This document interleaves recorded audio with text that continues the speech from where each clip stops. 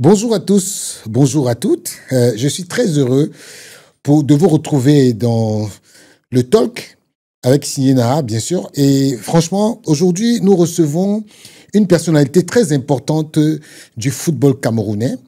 En l'occurrence, le président de la commission centrale des arbitres et membre du comité exécutif de la Fédération camerounaise de football, Monsieur Stéphane Foko Kamga, un homme aux multiples casquettes.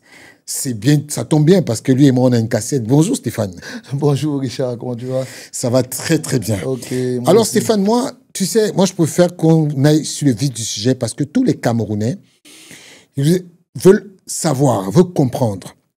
Aujourd'hui, comment d'abord se porte la commission centrale des arbitres? Oh, elle se porte bien, Richard. Déjà, je vais te dire d'abord merci de l'invitation parce qu'après, il faut savoir que l'arbitrage est un point central de la Fédération camerounaise de football et le président de la fédération, le docteur Samuel Eto'o, il met beaucoup d'énergie. Donc, c'est déjà une bonne chose. Je te remercie que tu m'as invité parce qu'après, ça nous donne l'occasion de parler de l'arbitrage et peut-être de répondre aux préoccupations de beaucoup de Camerounais et peut-être de beaucoup de sportifs. Mais justement, Stéphane, on va se tutoyer parce qu'il faut qu'on dise à tout le monde. Nous sommes d'abord des amis. Voilà, on est d'abord des... voilà. Du football en plus. Voilà, d'accord. Donc, c'est quoi exactement le rôle de la CCA pour que les gens comprennent? Bon, effectivement, c'est une très bonne question. Il faut que je commence par définir le rôle de la CCA. La Commission centrale des arbitres a principalement le rôle de définir la politique générale de l'arbitrage. Et cette politique générale, elle est définie au préalable par le comité exécutif de la FECAFOOT et non par son président, qui est le docteur Samuel Eto'o. Ensuite, la commission centrale des arbitres a un autre objectif, un autre rôle, je voudrais dire, de définir le profil de l'arbitre et le profil de l'arbitrage. Et je vais un peu m'expliquer en quelques secondes. D'accord. Lorsqu'on parle de définir le profil de l'arbitre, c'est quoi? C'est que la commission centrale doit dire quel type d'arbitre elle voudrait pour le championnat camerounais, quel type d'arbitre elle voudrait, quel type d'arbitre va se projeter pour la CAF et peut-être pour la FIFA. C'est la commission qui définit le profil de l'arbitre. Je vais prendre un exemple simple. On peut décider au Cameroun, par exemple, que nous voulons des arbitres jeunes. On peut décider qu'on veut des arbitres qui sont grands de taille. On peut décider qu'on veut des arbitres qui sont véloces en fonction de ce que nous voulons. Ça, c'est la définition du profil de l'arbitre. La commission centrale des arbitres définit aussi le profil de l'arbitrage. Et lorsque je parle du profil de l'arbitrage, je veux parler de la philosophie. Quand vous entendez, par exemple, dire le FC Barcelone a une philosophie qui est le tiki-taka, on dit que le Real Madrid a sa philosophie. En fait, c'est ça aussi. Dans l'arbitrage, la CCA définit le profil de l'arbitrage. Et je vais vous dire, par exemple, quand vous allez en Angleterre, vous allez vous rendre compte que les arbitres anglais ont une façon particulière de se comporter. Ils sont bons dans la communication avec les joueurs, avec les entraîneurs, et ainsi de suite. Et donc, au Cameroun, nous définissons aussi le profil de l'arbitrage pour que quoi? Pour que vous, monsieur Richard, si vous voyez un jeune noir, ici, peut-être en France, en train de jouer un match, vous êtes capable de dire, ça c'est un arbitre camerounais. Juste à sa façon de siffler, de communiquer, de courir, se déplacer, vous pouvez le reconnaître comme étant un arbitre camerounais. Ça, c'est aussi le rôle de la CCA. Et après, le rôle de la CCA, en gros, c'est d'organiser l'arbitrage, c'est de réguler l'arbitrage et c'est de développer l'arbitrage. Et lorsque je veux parler de ces trois éléments, je peux les résumer simplement. Je peux les résumer en la formation des arbitres, au suivi des arbitres, au recyclage des arbitres et peut-être à la promotion des arbitres. C'est ça le rôle de la CCA. Mais justement, parlant de rôle de la CCA, on se rend compte qu'il y a le département de l'arbitrage et la CCA. Est-ce qu'il y a une différence? Oui, il y a une différence. Et la différence est simple à comprendre. Parce qu'après, il y a beaucoup de conflits qui peuvent se créer. Mais justement, on va en parler des conflits. Je voulais déjà savoir s'il y a une différence. Parce que... Oui, la différence, elle est simple. Je vais vous la donner simplement. Le département de l'arbitrage met simplement en exécution la politique définie par la commission centrale des arbitres. Et je vais vous expliquer ça encore un peu plus simplement, communément, comme on dit au quartier. La commission centrale des arbitres dit qu'elle veut des arbitres jeunes. D'accord. Le rôle du département de l'arbitrage, c'est d'aller les chercher. D'accord. D'aller les détecter dans les quartiers, d'aller les former dans les écoles, de les suivre, de les recycler et de faire leur promotion. Ça, c'est la première chose. La commission centrale des arbitres dit que elle veut des arbitres grands de taille. C'est un exemple que je prends. Le rôle du département de l'arbitrage, c'est de mettre cette politique en application. Donc, aller les chercher, les former, les suivre et après, les faire leur promotion. Donc, en gros, la commission centrale définit la politique et le département de l'arbitrage met en application cette politique. C'est simple comme ça là. Et après... Mais justement, Stéphane, je voulais savoir quelque chose. Est-ce qu'il n'y a pas un conflit? Parce que il peut, au vu de ce oui, est-ce qu'il peut avoir un conflit? C'est vrai que vous parlez peut-être parce que vous êtes un Camerounais et je suis sûr que derrière vous, il y a quelque chose qui se passe. Mais oui, mais parce que vous savez que la FIFA et la CAF sont venus 3-4 fois au Cameroun pour régler les conflits entre l'ancien département de l'arbitrage et les anciennes commissions. Exactement. Oui, mais ça, c'était simple. C'est parce que les missions n'étaient pas bien définies au sein de la Fédération camerounaise de football. Je vais vous dire quelque chose. Dès que nous avons été nommés à la tête de la commission centrale des arbitres, le premier acte qu'a posé le président de la fédération, c'était de tenir une réunion entre le département, avec l'ancien directeur, le département de l'arbitrage et la commission.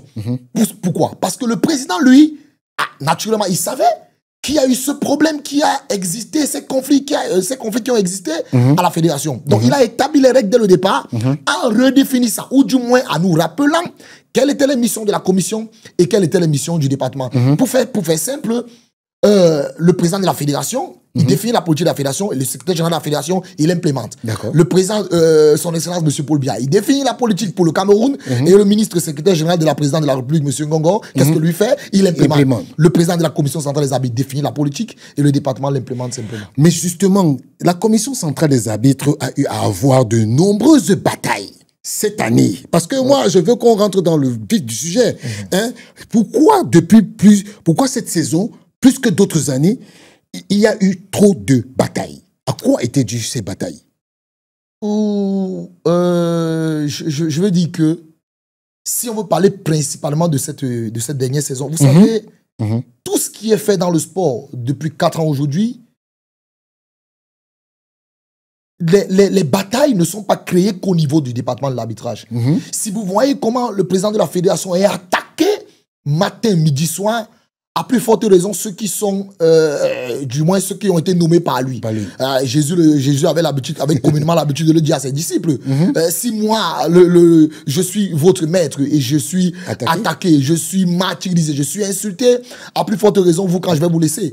Donc nous, ça ne nous surprend pas que nous soyons attaqués aussi fortement comme ça, parce que vous savez que nous travaillons pour la Fédération camerounaise de football, mais nous avons été nommés par un président, nous suivons sa politique, nous sommes dans le développement, l'implémentation de sa politique, et donc chaque fois que le président de la fédération est attaqué, naturellement, les coups vont commencer par nous qui sommes les vaillants soldats. Donc mais justement, ça.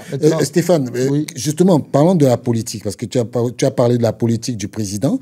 Quelle est justement la politique définie au niveau de l'arbitrage? Quelle est la politique définie à ce niveau? Bon, si nous voulons parler de la politique au niveau de la commission centrale des arbitres, je vais la définir, mais en allant un peu sur des constats. D'accord. Parce qu'après, quand vous venez à la commission centrale des arbitres, vous faites des constats et vous projetez sur comment est-ce que les choses vont être gérées. Parce qu'après, vous savez, vous pouvez définir une politique même pour une équipe de football, mais vous arrivez, il y a des aléas qui vous amènent à ne pas l'implémenter tout directement. Et donc, je vais partir des constats et vous montrer un peu comment est-ce que nous sommes déployés sur le terrain. D'accord.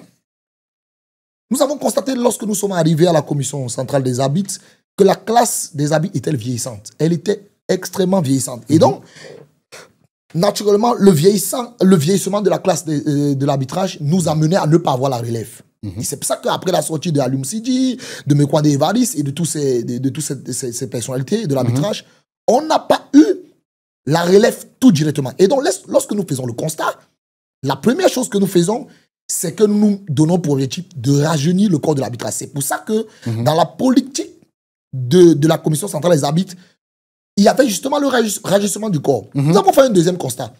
C'est les habitudes qui sont ancrées dans le corps arbitral. D'accord. Quand je parle des habitudes ancrées, les gens ont communément l'habitude de dire que les arbitres ont le titre foncier. C'est-à-dire qu'il y a certains arbitres dans le corps qui avaient l'impression que lorsqu'on est arbitre, on ne peut, et en élite one, par exemple, on ne peut pas perdre sa place. Et donc, ils ont l'impression que c'est une place qui leur est destinée en tout temps et en tout lieu. Mais il faut simplement comprendre qu'on ne peut garder sa place que si on la mérite. Et donc, quand nous faisons ce constat, naturellement, nous venons avec d'autres méthodes. Et quand je parle de méthodes, je vais vous faire un petit essai. Pourquoi est-ce que les arbitres avec cette attitude? C'est parce que au niveau de la promotion des arbitres, il y a un élément clé, un élément central qui était le régulateur. C'était le test physique. Oui. C'est-à-dire que nous avons 50 arbitres en Elite One. En fin de saison, on fait les tests physiques aux 50 arbitres. D'accord. Et après, si les 50 arbitres réussissent, les 50 arbitres restent en Elite One. Ouais. Ce qui fait que ceux qui vont quitter l'Elite 2 pour l'Elite One, s'ils sont 10, on se retrouve à 60. Oui. L'année qui suit, si les 60 réussissent le test physique, on fait encore monter 10, on se retrouve à 70. 70. Et vous voyez que donc, avec cette méthode, on va se retrouver 4 à 5 ans plus tard à 80 arbitres. Oui. Et après, le nombre devient pléthorique. Nous arrivons et nous disons non à cette méthode. Nous disons non. Un arbitre sur le plan physique, pour nous, c'est une obligation. Exact. Et pour nous, ce n'est pas un élément qui peut amener un arbitre à se maintenir ou du moins à avoir la promotion. Et nous passons donc au mérite. D'accord. Quand je parle du mérite, c'est quoi? On vient de jouer un championnat. À la fin du championnat, et c'est comme dans tous les grands championnats du monde entier, un classement officiel des arbitres est fait. S'ils sont 25, un classement est fait entre le premier et le 25e. En élite tout, nous faisons pareil. Et donc, peut-être les 5 derniers arbitres vont aller en élite tout, et les 5 premiers arbitres d'élite tout vont se retrouver en élite one. Et à partir de ce moment, vous voyez qu'on va garder un certain équilibre. On sera toujours entre 20 et 25 arbitres d'année en année. Et donc, nous, on est venu avec cette méthode pour dire que si tu es méritant, tu restes en Elite One. Si tu n'es pas méritant, on te regarde en Elite 2. À partir de ce moment, ce n'est plus le test physique. Pourquoi? Parce que le test physique, pour nous, est un élément naturel. Un sportif doit avoir la condition physique. C'est clair. Donc, on ne doit pas débattre là-dessus. On ne peut pas te juger avec le physique. Si tu n'as pas la condition physique pour nous, alors tu ne mérites pas d'être en Elite One. Parce que ce sont les arbitres professionnels. Donc, ça, c'est la deuxième chose. On est venu avec la méritocratie. Amener les arbitres à comprendre que pour garder sa place, il faut le mériter. La troisième chose, Monsieur Naha, nous avons mené un combat acharné de lutte contre la corruption. Je suis parfois les gens dans les réseaux sociaux. Ah oui? Oui, bien sûr. Je suis parfois les gens dans les réseaux sociaux parler de la corruption au niveau de l'arbitrage. Et le plus souvent, ce sont des gens qui sont ancrés dans la corruption qui parlent ainsi. Nous luttons contre la corruption. Et nous allons continuer de le faire. L'autre chose que je vais... Monsieur Kamga, oui? vous avez un exemple? De quoi? De corruption. Parce que tous ceux qui vous écoutent... Non, mais les arbitres ont été... Il y a plein d'arbitres qui ont été suspendus pour les faits de corruption. Il y a 2 ans, on a sorti les notes. Ah, si vous voulez, à la fin de l'émission, je vous produis ces notes-là. Plein d'arbitres ont été suspendus pour les corruptions. Mais, quand nous parlons des arbitres qui ont été suspendus, ce n'est pas en fait les arbitres qui officient des matchs. D'accord. Parce que quand on parle d'arbitres, on parle des arbitres centraux, des arbitres assistants et même des instructeurs d'arbitres. Aujourd'hui, nous avons beaucoup d'instructeurs d'arbitres qui ne travaillent plus avec la commission centrale des arbitres et même avec la fédération. Pourquoi? Parce qu'ils ont été pris en flagrant délit de corruption.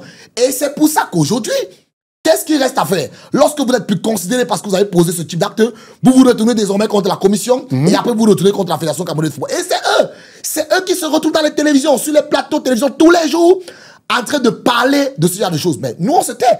On se tait peut-être pas parce qu'on ne veut pas parler, mais parce qu'on n'a pas le temps à ça. On a le temps à développer l'arbitrage et à faire autre chose. D'accord. L'autre élément, c'est le tribalisme, monsieur Naha. Je vais le dire clairement. Oui, bien sûr, je vais profiter de la tribune pour le dire. Quand nous sommes arrivés, il y a un langage qui nous a été tenu. De par ceux qui étaient là avant. Ouais, je veux parler des anciens. C'est l'équilibre. L'équilibre régional. Ouais, l'équilibre régional. Voilà. Et les gens tiennent ce langage encore. Et les gens estiment que on ne peut pas avoir 30 arbitres et on n'a pas une égalité en termes de région. Mais moi, je me pose la question, est-ce qu'on doit le faire dans le sport de haut niveau? Moi, je ne pense pas. Nous pensons que si nous avons 20 arbitres et qu'il y a 10 qui sont du centre et qui méritent et qui sont les meilleurs, mais alors on a 10 arbitres du centre. Oui. Mais si un arbitre du littoral, un arbitre du sud-ouest, un arbitre du nord-ouest n'est pas méritant, mais alors il n'est pas là. Parce que après, lorsque vous passez à cet équilibre, comme, je sais pas, peut-être, je sais pas si les gens pensent que c'est l'Assemblée nationale, c'est du sport, monsieur Naha. Si l'équipe nationale du Cameroun aujourd'hui, on commence à dire qu'il faut faire un certain équilibre, ben on peut se retrouver à ne pas avoir des meilleurs à l'équipe nationale. Si on veut, si vous voulez, que dans le sport de haut niveau, qu'on commence à réfléchir comme ça, mais je peux vous garantir que le sport ne marchera pas. Quand vous regardez l'athlétisme, par exemple, vous allez voir, les Éthiopiens, les Kenyans, c'est eux qui dominent. Mais pourquoi il n'y a pas les Tchadiens? Mais pourquoi il n'y a pas les Ivoiriens? Pourquoi il n'y a pas les Camerounais? Mais c'est parce qu'eux, ils sont méritants. Et donc, c'est une façon de penser que nous avons décidé de bannir. Et à partir de ce moment, lorsque nous retirons justement ce type de casquette, effectivement, ça nous crée des problèmes. Mais ce sont des choses avec lesquelles nous sommes venus. Ouais. C'est une façon de penser, c'est une politique que nous amenons. Oui. C'est-à-dire ne pas penser à un équilibre, mais penser à la méritocratie. Par la suite, Monsieur Richard, quand nous sommes arrivés, nous avons fait un autre constat. La fédération, il y a cela 15 ans, avait 3 instructeurs de haut niveau. Eve Divine, Oui. qui était même responsable du développement de l'arbitrage, Ngundu Alice et M. Njoya, qui étaient des instructeurs FIFA. Ouais. 13 ans plus tard, avant que nous soyons là, 15 ans plus tard, avant que nous soyons là, on s'est retrouvé avec un seul instructeur de haut niveau, M. Eve Divine. Wow. Mais comment est-ce qu'un pays comme le Cameroun a un seul formateur des formateurs de haut niveau? C'était le seul.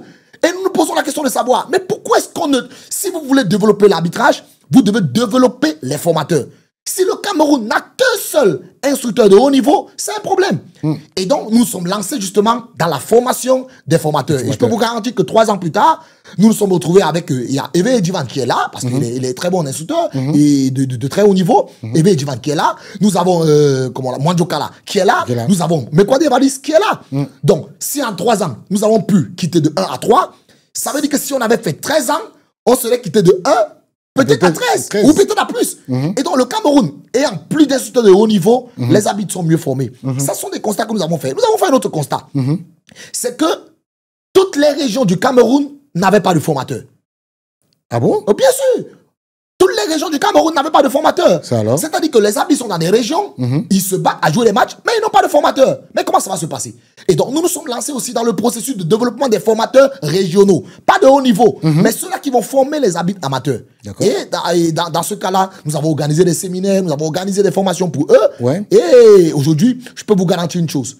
Toutes les régions du Cameroun ont au minimum 1 ou 2 formateurs physiques et au minimum 1 ou 2 formateurs techniques. Et à partir de ce moment, le problème de la formation est résolu dans les régions. L'autre constat que nous avons fait, c'est qu'il y avait 6 écoles d'arbitres pour 52 départements au Cameroun. 6 écoles d'arbitres? Le Cameroun a 52 départements? 52 départements, justement. 6 écoles d'arbitres pour 52 départements. C'est pas peu? Si une école d'arbitres est dans un département, ça veut dire qu'il y a 6 écoles pour 52, donc il y a 6 départements qui sont occupés par des écoles d'arbitres. Oui. Et donc, qu'est-ce qu'on fait des 40 autres départements? Qu'est-ce qu'on fait de ça? Les arbitres là-bas sont formés comment? Il n'y a pas d'école d'arbitres. Et effectivement, les arbitres faisaient ce qu'on appelle l'école sous l'app, ils faisaient des autocritiques et après ils devenaient arbitres. Et à partir de ce moment, on peut ressortir des génies, mais dans le suivi et dans le processus normal, on n'en aura pas. Il y a des gens qui vont à l'école et qui ont un QI très élevé, ils réussissent. Mais si vous ne partez pas à l'école, comment est-ce que vous allez me dire que vous avez un baccalauréat? C'est pas possible. Vous n'allez pas rester à la maison et dire que mon enfant il est intelligent, il ne va pas à l'école. Non. Donc c'est pour ça que nous sommes lancés justement dans le développement des écoles d'arbitres. Passé de 6 écoles d'arbitres en 2021, nous sommes aujourd'hui à 48 écoles d'arbitres en 2025. Et on peut le dire, on a 3 écoles d'arbitres au nord-ouest, on a 2 écoles d'arbitres au sud-ouest, parce que c'était des zones un peu enclavées. Et nous sommes allés un peu chercher dans les tréfonds du nord-ouest, aller dans les zones où l'arbitrage n'est pas, il n'y a pas de promotion de l'arbitrage. Nous avons créé des écoles d'arbitres. Et à partir de ce moment, nous donnons la possibilité à tous les Camerounais de tous bords et de toutes les régions du Cameroun de devenir arbitres. Et à partir de ce moment, les choses sont faciles. Si vous avez une base qui est solide, au niveau du sommeil, je pense que les choses seront meilleures. Et donc, la dernière chose que je voudrais dire, c'est que nous avons essayé de créer ce qu'on appelle les promotions annuelles. Quand je parle de promotion annuelle, ça veut dire qu'avant, la promotion était journalière. On dit les tests de promotion vont se faire peut-être le 25 août. Et donc, les arbitres, les régions envoient le nom des arbitres et ils font la promotion. Aujourd'hui, la promotion se fait à partir du début de la saison. Lorsqu'un arbitre dans sa région commence à jouer le premier match de sa région ou de son département, alors là, sa promotion commence pour l'élite. Oui, il commence à se battre. Donc, c'est dans les matchs, donc c'est toute la saison sportive, à travers ces instructeurs régionaux que nous avons placés, que nous suivons des arbitres. Et ils nous font des rapports sur eux. Et donc, en fin de saison, ce que nous avons fait, comme on a les notes sur tous les arbitres du Cameroun, on trie simplement ceux qui sont meilleurs, qui ont le profil de l'emploi pour l'élite. Et après, on fait un casting, peut-être de 5 ans, un exemple que je prends. On les envoie maintenant en promotion et on fait encore une autre tri pour garder ceux qui vont être élus pour habiter en... Ça tombe bien parce que j'avais une question. J'ai une question justement. Combien compte d'arbitres le Cameroun compte d'arbitres aujourd'hui? Puisque on sait par exemple que il y a un moment où il y a eu un problème d'arbitrage. Et puis, combien aujourd'hui on peut compter d'arbitres en global, hein, centraux et autres? Non, quand vous parlez du nombre d'arbitres, c'est le nombre d'arbitres en élite. En élite Ou le nombre d'arbitres général. En élite. Bon, on va aller d'abord en général. Oui, non, s'il faut le définir clairement. Parce que comment ça se passe. Nous avons les arbitres d'élite 1. Oui. On a 25 arbitres d'élite 1, 35 assistants. Nous allons en élite 2. Oui. On a le même quota. Nous allons dans le football féminin, on a le même quota. Et donc, par la suite, nous avons les arbitres amateurs. Dans les régions, ils sont un peu plus nombreux dans les 10 régions en fonction du nombre de clubs. Justement. Et donc, nous avons nous essayons de donner un maximum aux régions pour que les arbitres soient plus compétitifs. Et donc, si vous allez donc dans le nombre croissant par région, il y a toujours 30 arbitres au minimum et 40 assistants. Donc, on va sur une base de 70 arbitres par région. Et donc, quand vous allez on va à plus de 700 arbitres au niveau du circuit national. Ça, c'est pour les régions. Nous avons maintenant les arbitres du département. Dans tous les départements qui jouent au football actuellement, nous avons au minimum 50 arbitres qui sont là pour diriger les matchs du département. Et mais quelquefois, quand même, les arbitres régionaux viennent soutenir un peu le département. Et il ne faut pas oublier qu'après ça, la commission centrale des arbitres a formé plus de 1200 arbitres en 2 ans. Wow. À travers les écoles d'arbitres. Même si on a eu 950 admis uniquement, on a formé plus de 1200 arbitres. Donc, si vous voulez faire un ratio, je vais prendre mon téléphone, je vais appeler le responsable du département. Parce que j'ai posé cette question parce que on constate qu'il y a très peu de Camerounais il n'y a pas beaucoup de Camerounais qui sont arbitres internationaux. Comment ça se fait, la promotion au niveau international? Non, comment il n'y a pas beaucoup de Camerounais qui sont arbitres internationaux? Oh, il y a les Camerounais qui sont arbitres internationaux. Bon, ils ne sont pas nombreux. Non. En fait, comment je vais vous expliquer ça? Le Cameroun a un quota d'arbitres internationaux. C'est un quota qui est défini par la FIFA. Ah, d'accord. Oui, c'est un quota qui est défini par la FIFA en fonction de comment est-ce que vos compétitions se passent. Le Cameroun, les compétitions se déroulant bien. Nous avons un quota de 7 arbitres centraux masculins, 7 arbitres assistants masculins. Chez les femmes, nous avons 4 femmes et 4 femmes arbitres centrales et 4 femmes arbitres assistantes. Donc, on est à 7 plus 7, ça fait 14, plus 8, on est à 22. Après, on a un arbitre de beach soccer, deux arbitres de futsal. Ah, d'accord, mais justement, parce que moi, j'ai posé la question parce que la majorité des Camerounais ne le savent pas. Parce qu'aujourd'hui, on va vous dire, quand par exemple la CAF ou la FIFA donne la liste des arbitres, les gens vont souvent regarder le nombre de Camerounais qui sont là. Après, ils prennent le temps pour dire, mais voilà des gens qui nous disent qu'on a des arbitres, mais il n'y a aucun arbitre international qui est qualifié pour... Non, j'essaie un peu de comprendre la préoccupation de certains. En fait, on a des arbitres internationaux, mais tous ne participent pas aux compétitions internationales. Voilà. Et vous savez, le profane, lui, qu'est-ce qu'il fait? Le profane, lui, il regarde un arbitre international lors d'une compétition internationale. Mais sauf que si le Cameroun a 22 arbitres internationaux et que la Côte d'Ivoire en a 22, le Sénégal en a 22, ainsi de suite, tous ne peuvent pas participer aux compétitions. C'est clair. C'est pour ça que chaque pays peut avoir 1, 2, 3 arbitres pendant les compétitions. Et c'est à ce moment que lorsque vous n'avez pas d'arbitre, les profanes ont l'impression que vous n'avez pas d'arbitres internationaux. Mais je peux vous garantir que le Cameroun en a 25 et qui se déploie actuellement sur le continent africain. Et donc, les choses se passent merveilleusement bien. Mais justement, on sort de ça parce qu'on va revenir. Stéphane, lors de la crise, il y a certains arbitres qui m'ont appelé. Je ne veux pas leur donner leur nom ici, mais ils nous disent que le problème de la commission centrale des arbitres, c'est M. Stéphane Foko Kamga. Pourquoi les arbitres sont prêts à jeter Stéphane Foko Kamga à la vindicte populaire? Qu'est-ce que tu leur as fait? Déjà,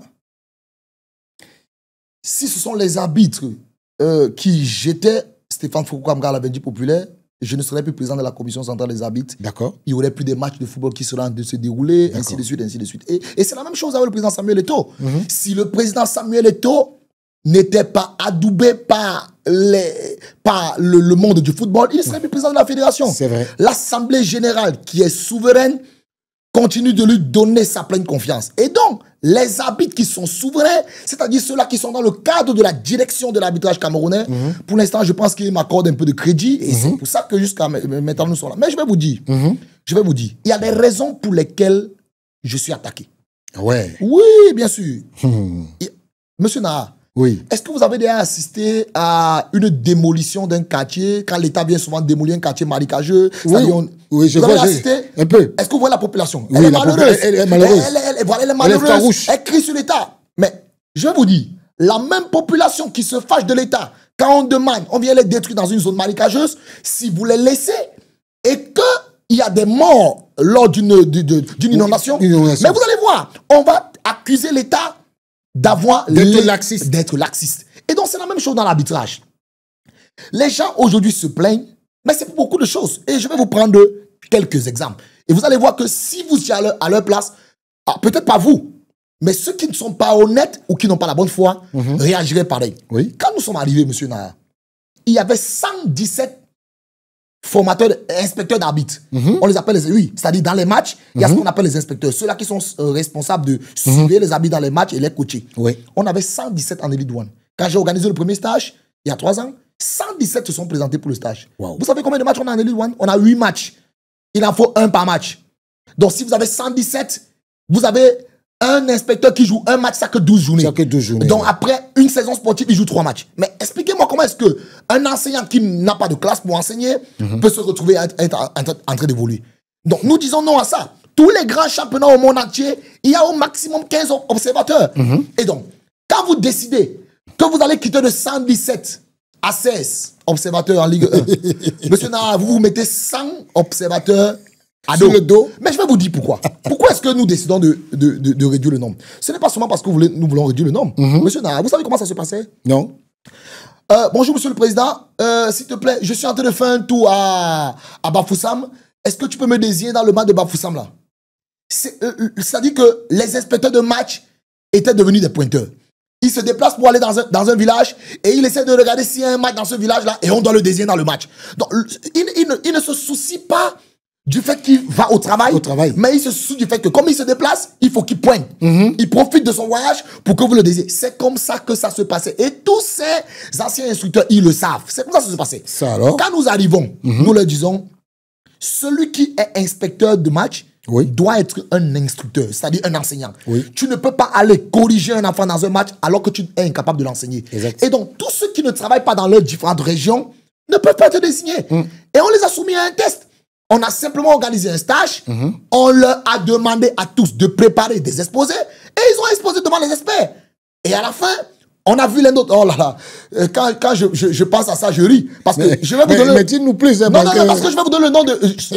Parce que ceux qui sont aujourd'hui les moteurs de la grève au Cameroun, mais ils étaient derniers au classement. Ah bon? Mais je vous dis, ceux qui ont pris le BIC pour écrire la note de grève au Cameroun, ils étaient derniers au classement sur 117 inspecteurs. Mais je vous dis, ils étaient derniers. Ils n'ont pas pu avoir la note de 5 suivants. Et aujourd'hui, ce qu'on veut, c'est quoi? C'est que ceux qui... Être un grand habit ne veut pas dire que vous êtes un grand enseignant. Exactement. Voilà, l'enseignement est réservé à un type de personne. Donc, si vous ne pouvez pas passer l'instruction aux habits, mais il est impossible pour vous d'aller les inspecter. Et c'est pour ça que nous sommes passés justement au tri. Ça, c'est la première chose, monsieur Nara. Je vais continuer. Permettez-moi de continuer. Parce que vous avez parlé d'attaquer. Je vais vous montrer pourquoi est-ce qu'ils attaquent. Ça, c'est la première chose. La deuxième chose, c'est le test. Effectivement, les arbitres même n'ont pas compris. Parce que les gens qui ont vécu 10 ans en élite en tant qu'arbitre et qui réussissaient les tests pour être maintenus en élite 1 ou pour être promus en élite 1 s'ils venaient de l'élite 2, ils se sont dit à notre arrivée, mais pourquoi aujourd'hui je peux réussir le test physique et je me retrouve en élite 2? Pourquoi? Donc, nous on leur a expliqué la méthode. La méthode, c'est le classement. On fait un classement pendant la saison. Si tu joues de mauvais matchs, si tu ne fais pas de bonnes prestations, en fin de saison, on te regarde. Et donc, avec le processus de rajeunissement du corps arbitral, mais pas de rajeunissement, mais surtout du dégraissage en termes de nombre. Parce qu'on avait 40 arbitres centraux pour 8 matchs. Donc on se retrouve avec un arbitre qui joue un match chaque 5 journées. Il n'est pas compétitif. Je profite de l'occasion pour rendre un hommage au feu Aîné Lambert, qui était la première personne qui était venue qui voulait implémenter cette idée. Malheureusement, à l'époque du général Semungue et de, comment il s'appelle, de Faustin Domke, ils ont un peu brouillé les cartes et on n'a pas pu le laisser développer. Il en est décédé. Mais je pense que je lui rends un hommage parce que j'ai suivi ses interviews et j'étais content de comment est-ce qu'il pensait faire l'arbitrage. Donc, vous avez 40 arbitres qui jouent un arbitre joue un match chaque 5 journées. Aujourd'hui, il faut réduire les effectifs pour que les arbitres soient compétitifs. Un footballeur qui s'entraîne mais qui ne joue pas, il ne sert à rien. Et à partir de ce moment, vous décidez de quitter le 40 arbitres à 20. Vous prenez 20 arbitres, vous les retrogradez. Mais ce sont des ennemis. Ils se nouent en ennemis et ils ne se mettent pas, ils ne se rendent pas compte qu'ils n'avaient peut-être pas le niveau d'être à ce niveau-là. Et après, ça nous crée des problèmes. Je vais parler de la troisième chose. Tout à l'heure, je vous ai parlé du tribalisme. Exact.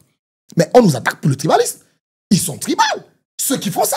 Mais je vais vous rappeler, Monsieur Bati Robert, je suis allé faire une réunion à, comment on appelle, à Yaoundé. Plein d'arbitres, je parle de, ils sont témoins les arbitres. Ils étaient plein d'arbitres du centre qui étaient là. Il y avait une réunion entre les arbitres du centre, entre les instructeurs du centre. Et Monsieur Bati Robert était là. Vous savez ce qu'il m'a dit? Non. En pleine réunion devant les arbitres. Je parle devant témoins. Les arbitres sont témoins.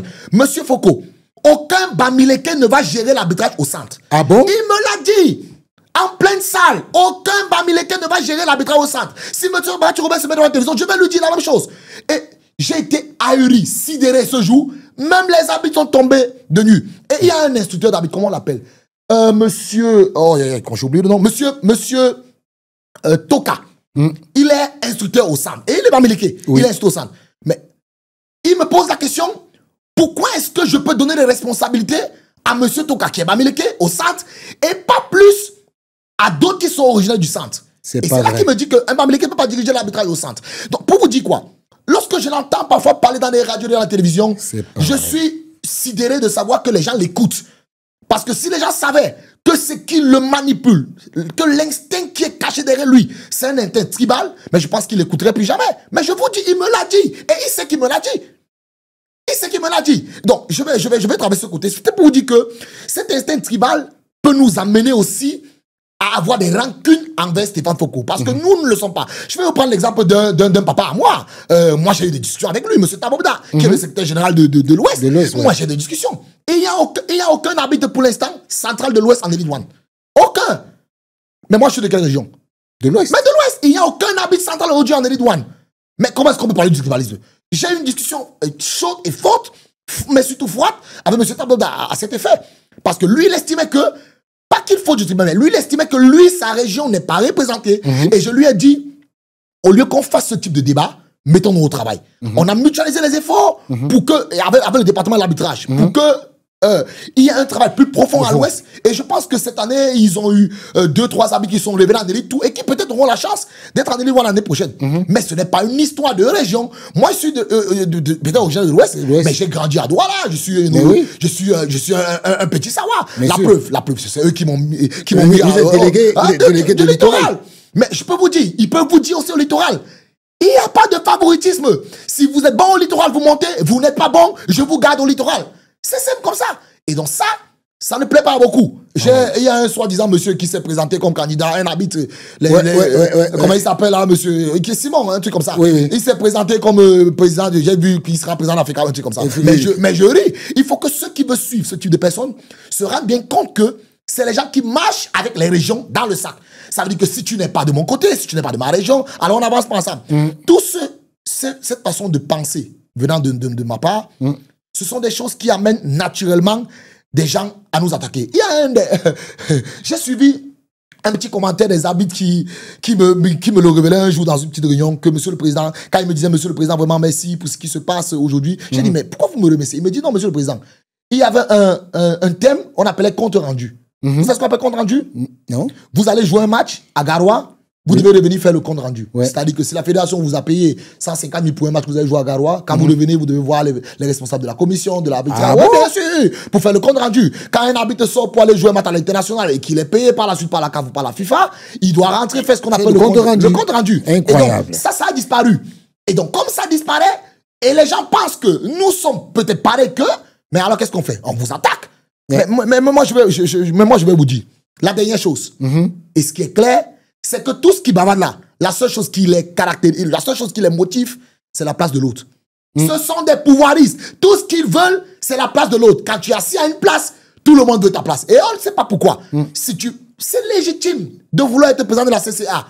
Mais ce n'est pas légitime de brider, ce n'est pas légitime autant pour moi d'attaquer parce que tu veux être quelque chose. Ce n'est pas légitime. Mais c'est légitime la volonté de tout un chacun de devenir président de la CCA. Donc moi, je pense que ce sont des choses pareilles qui amènent les gens parfois à s'attaquer à votre personne. Mais je vais vous dire quelque chose.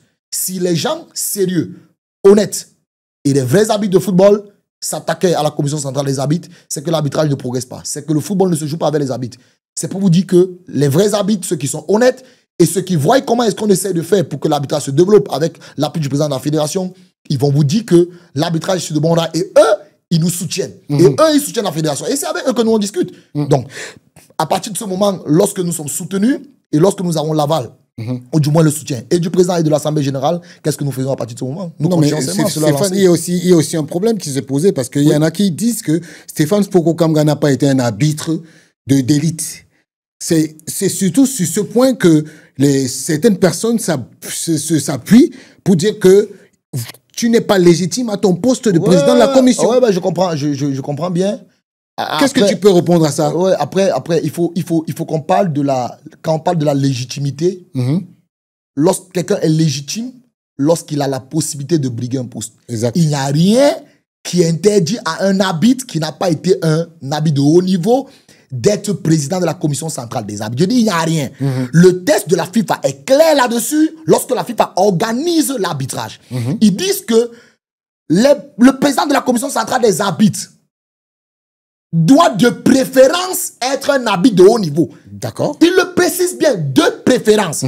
Il donne la latitude au président de la fédération de choisir un arbitre de haut niveau, mais ce n'est qu'une préférence, c'est ce qu'eux ils veulent. Oui. Et ça, c'est aussi, ça se comprend. Exact. Mais ce n'est pas une obligation. Ce n'est pas une obligation. Et je vais rappeler. Rappeler à tous ceux qui le disent. Et je vais citer encore le président du centre de l'association des arbitres, l'ancienne association des arbitres, la CAF, M. Bati Robert. Il était rapporteur de la dernière commission des arbitres. Et vous savez qui était président? Non. C'était M. Koma, qui est un magistrat, qui n'a jamais touché un sifflet pour arbitrer un match. Et M. Bati Robert en était son rapporteur. Il ne s'est jamais offusqué de ça. Il était son rapporteur. Il ne s'est jamais offusqué de ça. Il était content d'être le rapporteur de M. Nkoma. Mais aujourd'hui, il s'offusque de ce qu'un arbitre soit président de la commission centrale des arbitres. Mais c'est un scandale pour moi. Mais je vais vous rappeler M. Tombé Adoko. Il était président de la commission des arbitres. Vous ne le savez pas? Je sais. Mais il était. Mais où est-ce qu'il a touché un sifflet? Dites-moi où. Mais pourquoi ça n'a jamais créé de débat? Pourquoi ça n'a jamais créé de débat? Ça crée de débat aujourd'hui parce que les gens ne sont plus simplement à une place que eux ils aimeraient être. Et à partir de ce moment, on commence à chercher. Mais je vous dis que le test d'affaires est clair. C'est une préférence du président de la fédération. Si le président préfère un arbitre de haut niveau, qu'il le fasse. Mais s'il a choisi Stéphane Foucault Kamga Stéphane pour être président de la commission centrale des arbitres, je leur dis simplement que pour l'instant, qu'il patiente. C'est clair. Et justement, pour revenir au problème des arbitres, quelles étaient leurs véritables revendications lors de la grève? Les arbitres, lors de la grève, revendiquaient. Bon, quand vous parlez de revendiquer et vous parlez des arbitres qui revendiquent, il faut qu'on recadre, on ressente le débat. Oui. Qui revendique? Il y a des arbitres qui ont grévé. Oui. Bon, ce sont des... Oui, disons ça comme ça, disons ça. Ok, d'accord, vous parlez des arbitres qui ont grévé, quoi. Oui. Ok, d'accord, parce que quand vous dites les arbitres en général... Non, voilà, c'est pas... Non. Sur le plan prioritaire et général, les arbitres sont en train de jouer les matchs. Ok, d'accord. Donc, ceux qui ont grévé revendiquaient le paiement des aérés. Et, monsieur Na, il faut être honnête, soyons honnêtes avec nous-mêmes. Si vous ne rationnez pas chez vous, et quand on vous dit que vous n'avez pas rationné, vous dites que vous n'avez pas rationné, vous n'allez pas tourner de long là-dessus. La fédération a eu effectivement quelques difficultés qui étaient liées à deux choses. Il y avait des difficultés financières. Quand je parle de difficultés financières, c'est lié au paiement des arbitres. Il y avait des difficultés qui étaient liées aux procédures. C'est-à-dire que les procédures de paiement des arbitres étaient un peu très longues. Et qu'est-ce que le président a fait à cette époque? Il nous a demandé d'essayer de lui proposer des nouvelles procédures pour que le paiement se fasse un peu plus rapidement. On a essayé de le faire et pendant ce temps, le problème financier, et le président a naturellement trouvé le moyen et je pense que tout ça a été résolu. Donc ce que les arbitres réclamaient, c'était les aérés. Le problème, ce n'est pas la réclamation. Le problème, c'est le moyen par lequel nous réclamons. La fédération est un l'association des arbitres est un partenaire de la fédération. Ce n'est pas un syndicat. C'est un partenaire de la fédération. C'est un membre de la fédération. Mais monsieur Nara, dites-moi un peu. Si vous êtes dans votre maison et que vous retrouvez votre femme dehors, parce que je les vois souvent sur les plateaux de télévision, vous retrouvez votre femme dehors, en train de parler de votre vie, en train de vous critiquer chez le voisin, dans les bars. Mais si elle n'est pas une prostituée ou une femme voyou, mais qu'est-ce que c'est? Mais c'est ça. Mais qu'est-ce que c'est? C'est ça. Les arbitres sont des partenaires de la fédération. L'association est un membre. La CAF était membre de la fédération. À partir de ce moment, elle a des obligations statutaires. Par exemple, elle ne peut pas manquer à l'obligation de participer aux compétitions de la fédération. Elle ne peut pas aller sur les plateaux de télévision. C'est interdit par les statuts. Manque de loyauté. Manque de loyauté. C'est interdit par loyauté, mais surtout la... comment vous appelez ça? En fait, ils doivent être discrets. Non, ils ont un devoir de loyauté envers la fédération. La fédération camerounaise de football. Oui, c'est inscrit dans le code éthique de la... Voilà. Donc, à partir de ce moment, nous, on se pose dans la question, où est la légitimité de la grève? Donc, il y a d'autres moyens lorsque nous voulons réclamer. Et comme je vous ai dit dès l'entame, ce type d'arbitre, il réclamait les aérés. Mais je dis que la réclamation doit être faite dans un cadre. Surtout qu'avant ça, le président de la fédération avait fait recevoir l'association des arbitres par le secrétaire général de la fédération parce que lui, il était indisponible. Et à ce moment, il a bien précisé que des solutions étaient en vue pour résoudre tous ces problèmes-là. Le président de l'association en est conscient. Et j'ai suivi dans une interview du président de cette association, il a dit, j'ai écrit au président et le président ne m'a pas répondu. Quand on voulait nous recevoir, il nous a envoyé, il m'a fait recevoir par le secrétaire général. Mais est-ce que le président est obligé de te recevoir? Il n'est pas obligé.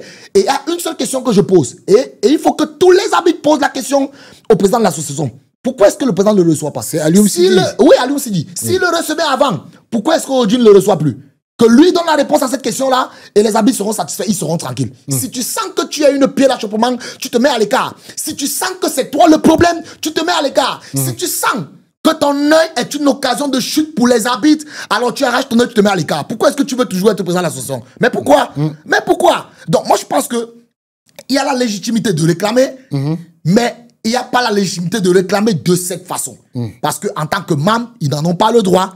Donc, mais je pense que la réclamation, c'est celle que je vous disais là. Et c'est tout. Mais vous savez, le président de la fédération, tout récemment, avant ça, on a débloqué 15 millions. Après, on a débloqué 80 millions. Et je crois dans 2 mois, le président... Pourquoi ces déblocages n'ont pas fait trop de bruit? Oui, bon, moi, je sais que le président, le président de la fédération, sait que c'est une action normale. Et donc, il n'a pas besoin de faire du tapage médiatique. Pour ceux qui grévaient, pour ceux qui faisaient le tapage. Ah non! Bon, vraiment, je veux pas. Je sais pas pourquoi il parle. Mais ce que je sais, c'est que les arbitres qui reçoivent les émouements aujourd'hui, ils sont contents. On a l'habitude de le dire chez nous au Cameroun. L'argent est bon à tout moment. À tout moment. Et donc, il y a un arbitre qui m'écrivait tout récemment. Il m'a envoyé une photo. Il m'a envoyé une photo de sa maison, en fait, parce que il avait commencé sa petite maisonnette. Et il m'a envoyé les photos pour me dire, monsieur le président, je suis en train de mettre la toiture. Il était tout content. Donc, pour nous, c'est toujours un bonheur. Mais je vais vous dire, si en 3-4 mois, on va débloquer plus de 150 millions pour les arbitres, mais attendez un peu. Mais justement, Stéphane, quelles sont les relations aujourd'hui entre la CCA, bon, la fédération et l'association camerounaise des arbitres de football? Quelles sont les relations aujourd'hui? C'est toujours tendu ou bien c'est pas, ça s'est calmé? Non, vous savez, moi, ma femme sort de la maison, elle est sortie de la maison. D'accord. Mais c'est tout. Ma femme sort de la maison, elle est sortie de la maison. La fédération a tenté tout pour ramener son membre à la raison. Et le membre n'a pas jugé utile de revenir à la raison. Mais qu'est-ce que la fédération fait à partir de ce moment? La fédération fait quoi? Elle doit continuer ses activités. Exact. Et c'est ce qu'elle a continué de faire.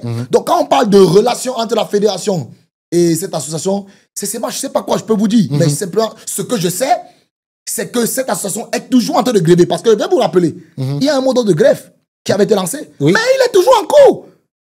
Mais il n'a pas été respecté. Non, il n'a pas été respecté peut-être par les arbitres, mais il est toujours en cours. Ça veut dire que le membre est toujours dans la position de grève. Et je vais vous rappeler, il y a de cela un mois, nous avons organisé un stage de jeunes arbitres. La fédération a investi plus de 6 millions dans ce stage de jeunes arbitres régionaux. Et le président de cette association du centre a écrit une lettre pour demander à tous les arbitres amateurs du centre de ne pas s'y rendre.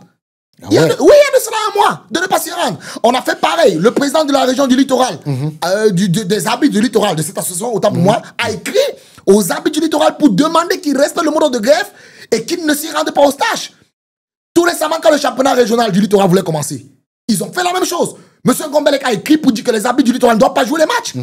Mais c'est Ngombele qui est candidat, c'est ça? Candidat à quoi? À la fédération. Ouais, bon, je sais pas. Je sais pas, vous savez qu'il y a des comiques partout, Fingon se retrouve dans tout. Et même après, ce genre de choses, c'est toujours bien. Hein. C'est toujours bien pour le commun des mortels, ça nous fait rire.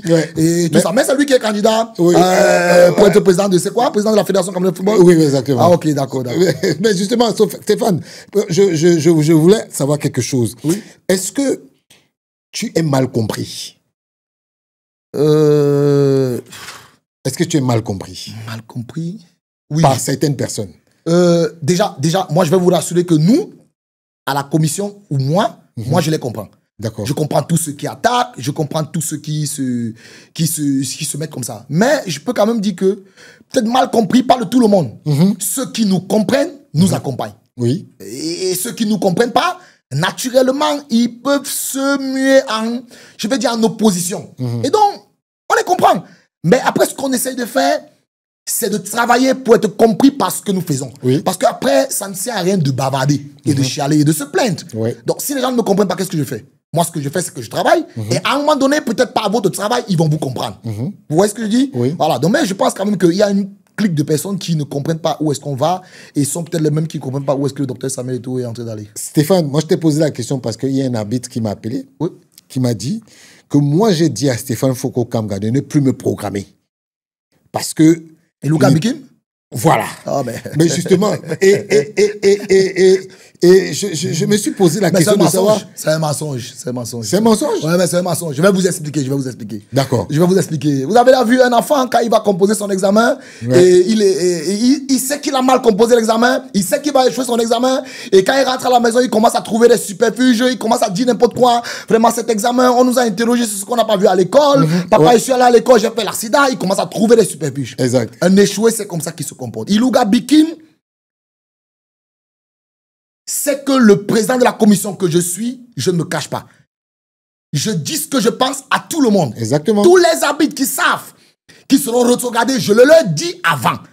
Pas besoin d'attendre les listes. Ils savent, de par mon comportement, de par les discussions que moi j'ai avec eux, qu'ils ne seront pas maintenus sur les listes. Ouais. Ils le savent.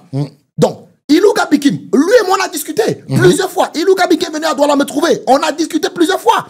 Et donc, il connaissait parfaitement sa position. Mais je vais vous dire un truc. Pourquoi c'est quand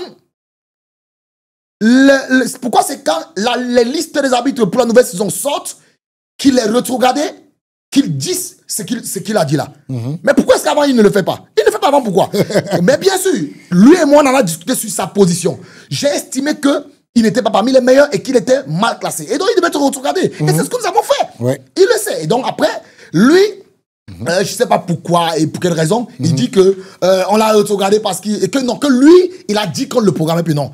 Moi, je n'ai pas une note, je n'ai pas un message dans mon téléphone de cet arbitre me disant que lui ne veut plus être programmé. Bon, maintenant, s'il le dit, bon, moi, je ne veux pas entrer. Après tout, Ilouga Bikim, c'est un ami à moi. Donc, ouais, c'est un ami à moi. Donc, c'est ça. Il sait qu'il n'y a que l'arbitrage qui peut nous... Qui veut ouais, mais ça. justement, Stéphane, avec le recul, 3 ans plus tard, depuis qu'on t'a nommé président de la commission des arbitres, de la commission centrale des arbitres, est-ce que tu peux nous dire, est-ce que tu es satisfait?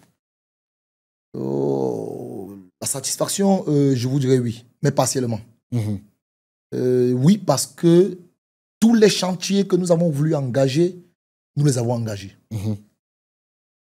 Et quand je parle de partiellement, c'est parce que tous ces chantiers n'ont pas encore abouti. Et quand vous avez le sentiment de ne pas être encore arrivé à l'aboutissement, vous restez prudent.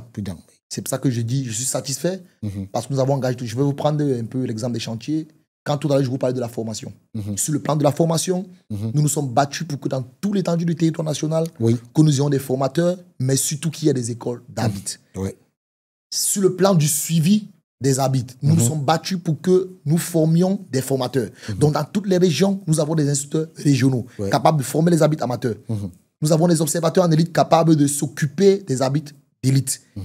Sur le plan du recyclage, la fédération nous met beaucoup de moyens pour que nous puissions organiser un peu plus de stages qu'avant. Et ça nous permet de recycler nos arbitrages. Sur le plan de la promotion, la mise en œuvre de la méthode annuelle, c'est-à-dire suivre les arbitres pendant 1 an, mais surtout les noter en fonction de tous leurs matchs durant toute la saison, a été mise en place. Donc, tous ces éléments, ce sont des projets et sont des choses que nous avions voulu faire et ça se fait.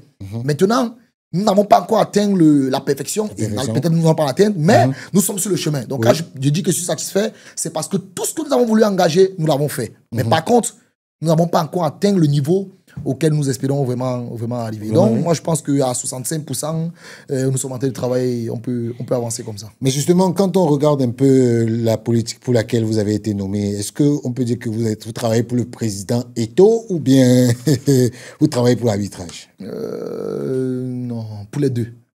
Ah ouais? Ouais, pour les deux. Pour les deux. Parce que je vais vous dire, lorsque vous êtes nommé, vous travaillez pour un peuple.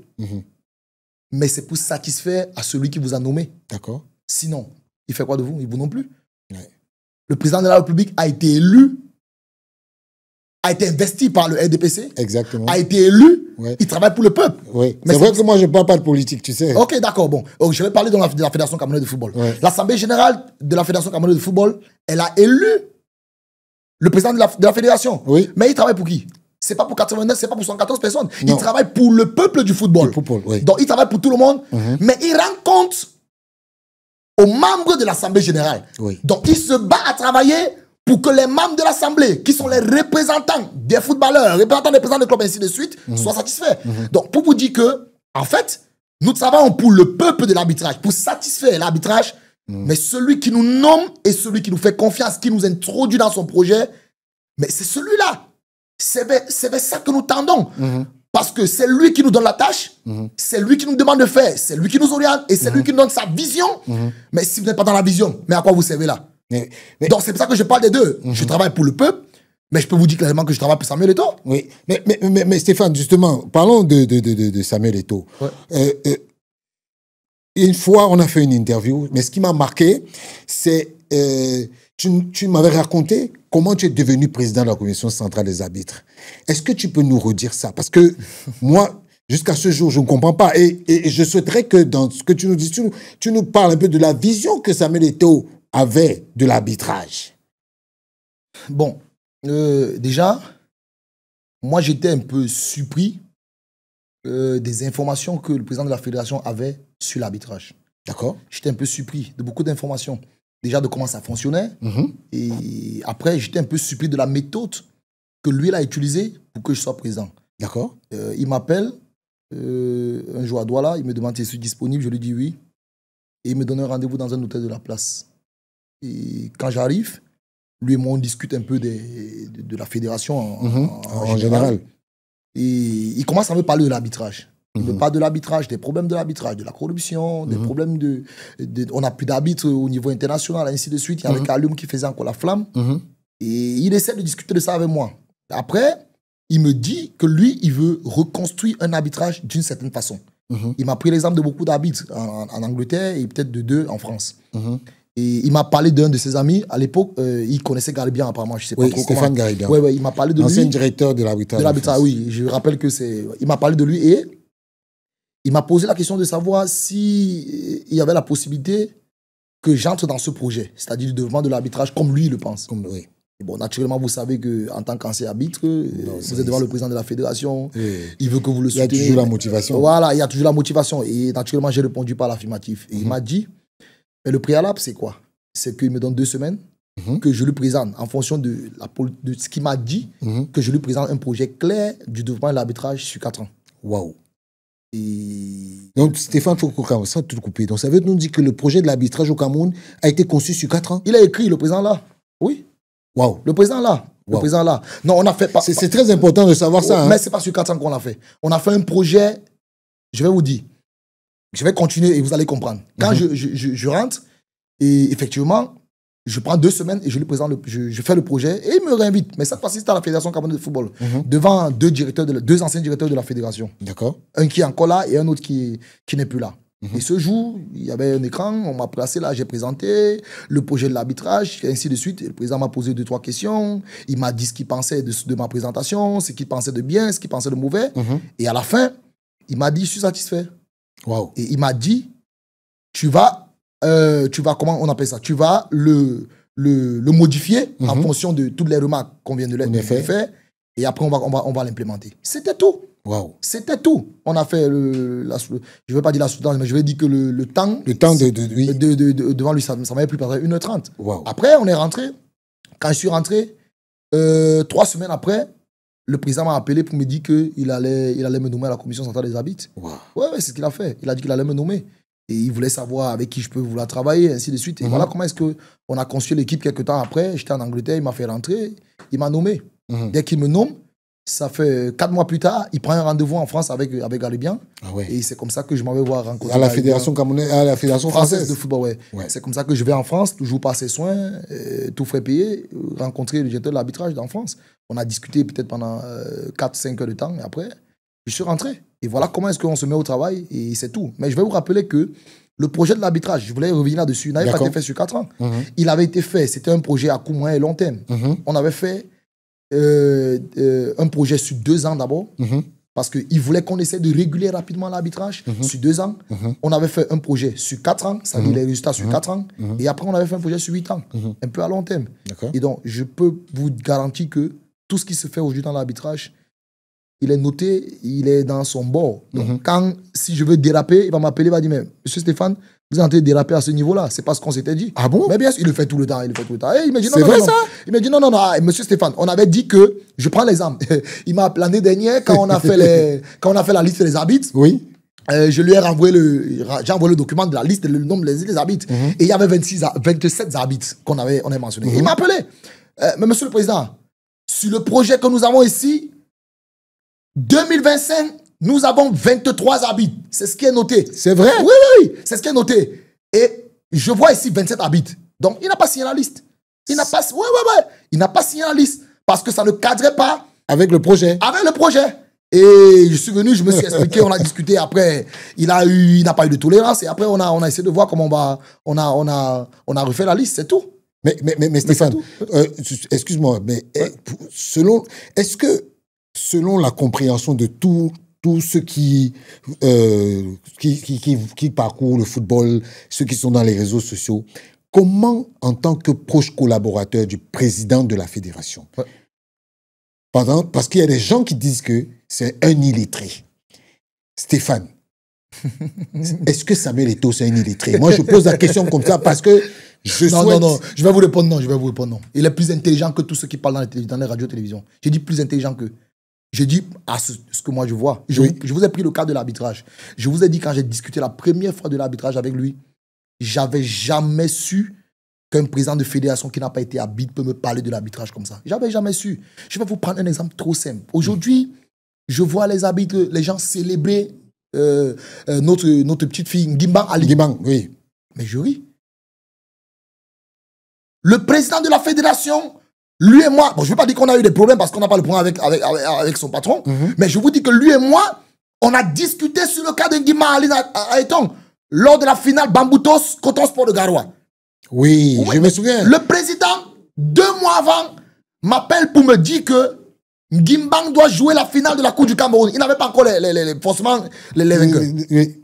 Je lui dis, mais monsieur le président, Ngimban a 25 ans. Non, 26 ans, 25 ans à l'époque. Oui. Je dis, président, Ngimban a 25 ans. Elle vient d'être arbitre international. J'ai commencé à lui donner des raisons pour justifier le fait que je ne peux pas la mettre dans la finale. Il a fait pareil. Il n'a pas imposé. Il m'a donné aussi des raisons pour lesquelles il pense qu'elle doit jouer la finale. On a discuté, je ne vais pas entrer dans les détails. On a discuté et à la fin, il m'a dit, mon fils, ce que je vais te demander de faire, mon petit, va la préparer pour cette finale. Quand je te dis qu'elle doit jouer la finale, ce n'est pas pour dire qu'elle est prête aujourd'hui, mais c'est pour te dire qu'il faut commencer à la préparer dès maintenant pour que dans 2 mois, qu'elle soit prête à jouer la finale. Oui. Et tu verras ce qui va se passer après qu'elle va jouer cette finale. Oui. Je suis allé avec le doute, je peux vous dire quoi. Oui. Mais, on a fait. 1 mois plus tard, j'ai commencé à la désigner d'abord dans les matchs d'élite tout masculin. Oui. Elle a joué les matchs d'élite tout masculin, on a essayé d'évaluer. Et j'ai commencé à être surpris du niveau de Ngimban. Et j'ai appelé le président, je lui ai dit, mais président, vous la connaissez avant? Il m'a dit non, je ne la connaissais pas avant, mais je l'avais déjà vu jouer un match des femmes. Ouais. Et donc, j'étais sûr qu'elle a le niveau de juger les matchs des hommes. Elle est très intelligente, il m'a parlé un peu d'elle. Et après, on a commencé de la former jusqu'au jour de la finale de la Coupe du Cameroun, Bamboutos, Coton Sport de Garoua. À la finale, il y a eu un petit couac. Oui, un petit couac. Mais attention, le petit couac, c'est ce que vous, le monde populaire, vous voyez. Oui. Mais au niveau de la CAF et de la FIFA, c'est pas comme ça. La première question que les responsables de l'arbitrage au niveau de la FIFA posent, c'est comment est-ce que une femme dirige une finale de Coupe du Cameroun masculine? Première question. Wow. Deuxième question. Non, d'abord, première question d'abord. Comment est-ce qu'une femme dirige un match masculin? Oui. Deuxième question. Comment est-ce qu'une femme dirige une finale de Coupe du Cameroun entre Bamboutos de Bouddha et Coton Sport de Garoua? C'est la question que les instructeurs se posent.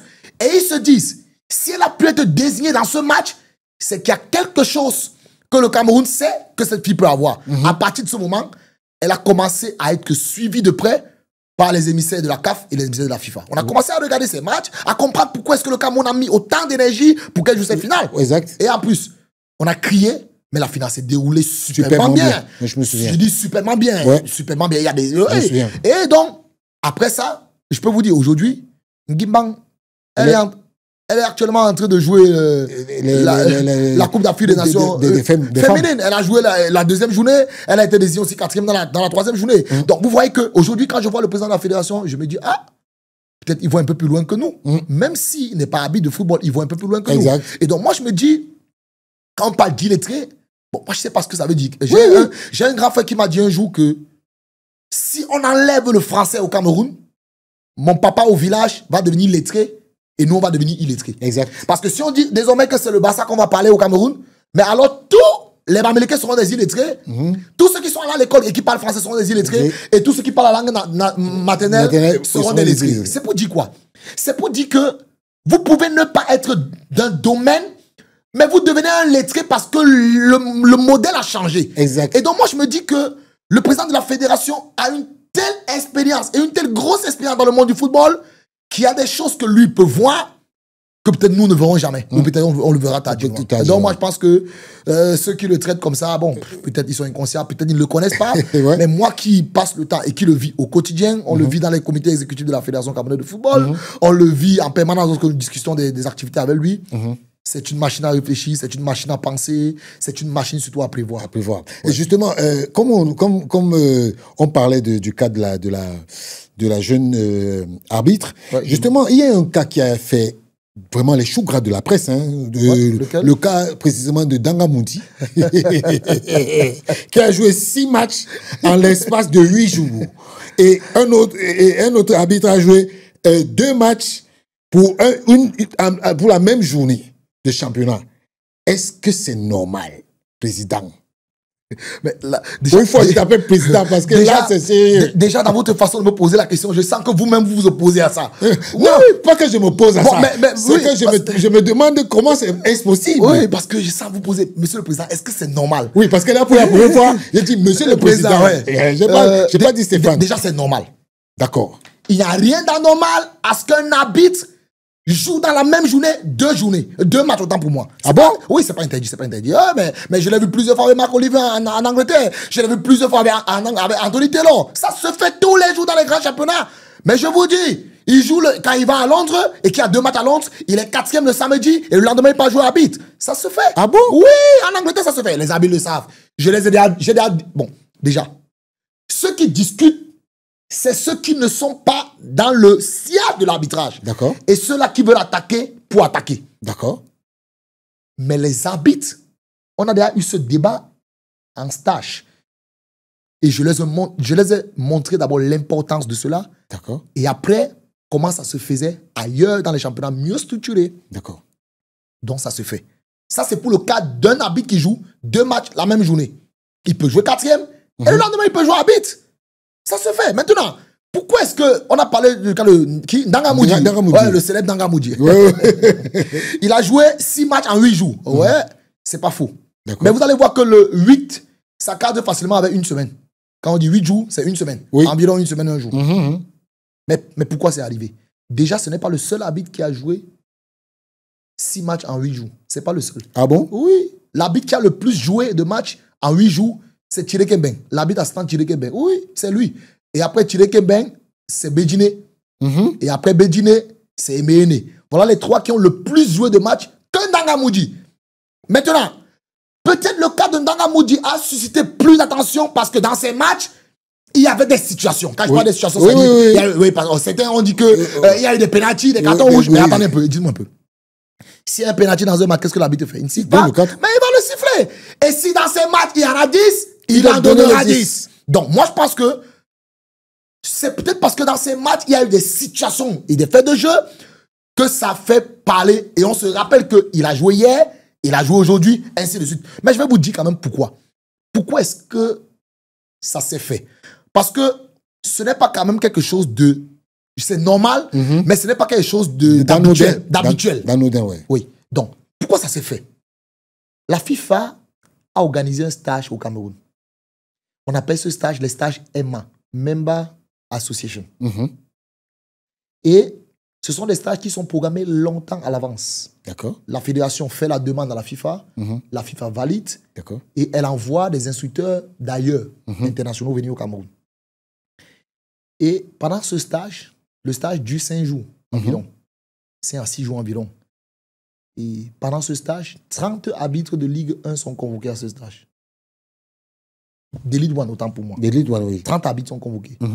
Nous avons 55 arbitres. Nous avons 55 arbitres au total. 25 arbitres centraux. Et 35, donc 60 arbitres. Oui. 30 étaient convoqués pour le stage. Ça fait un gros trou. Il reste 30 arbitres mélangés. Sur les 30 arbitres, on a 12 qui étaient grévistes. 12. Oui. Donc, qui ne jouaient pas les matchs. Ils ne jouaient pas les matchs, oui. Il en reste combien? Il en reste 18. Non, il en restait... Il y a 13 qui étaient grévistes. Oui, il en restait 17. 30, oui. Non, il en restait 17. Oui. Il en restait 17. 17, oui. Et une journée de championnat à 8 matchs. Oui. Chaque match a 4 arbitres. Oui. 8 fois 4, donc 32 arbitres 32. à utiliser. Oui. Mais vous n'avez que 17 qui sont disponibles. Oui. Ou 17, oui. Si j'ai besoin de 32 arbitres, alors que j'ai que 17 arbitres, alors les 17 vont jouer et ils devront encore jouer le lendemain. Le lendemain. Ça fait 17 fois 2, ça fait 34. C'est pour ça qu'un arbitre pouvait jouer deux matchs la même journée. Et c'est pour ça qu'ils ont donc enchaîné des matchs. Et après 8 jours, un arbitre se retrouve en train de jouer 6 matchs, peut-être en 8 ou en 9 jours. C'est parce qu'à cette période, particulièrement, les arbitres étaient soumis au test MA. Mais vous allez voir, dès que nous sommes sortis du stage MA, les choses sont améliorées. Après, il s'est reposé 2-3 journées et c'était tout. Mais justement, il y a eu un phénomène qui a eu aussi lieu à ce moment-là. On s'est rendu compte qu'il y avait eu beaucoup de conflits entre les arbitres et les joueurs. À quoi était due cette situation? Ouais, sincèrement, nous le regrettons. Déjà, nous le regrettons parce que c'est pas entre forcément il y a eu un conflit qui s'est passé. Oui, parce que Ndangamoudi, justement, a été battu par un match à Limbé. Ok, d'accord. Oui. Oui, donc vous savez, le match de Limbé, parce que après, lorsqu'un arbitre a un problème dans un match, nous faisons l'enquête. D'accord. Nous avons fait l'enquête par rapport à ce match parce que nous avons interrogé les arbitres, et ainsi de suite. Qu'est-ce qui se passe? C'est que l'équipe qui vient jouer le match, je crois que c'est une équipe peut-être du Sud. Du Sud, oui. Oui, qui vient jouer le combat, un truc comme ça. Lorsqu'elle vient jouer le match, elle vient avec des préjugés.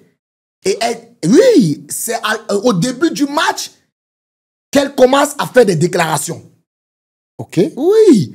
Maintenant, quand vous regardez la vidéo des 2 faits de jeu marquants de ce match, parce qu'il y a eu 2 pénaltys dans ce match, vous vous rendez compte qu'à l'analyse, les 2 pénaltys étaient clairs. Sur la première situation, c'est un jeu dangereux, et sur la deuxième situation, c'est une main illégale dans la surface de réparation. Donc, il n'y avait pas de débat là-dessus.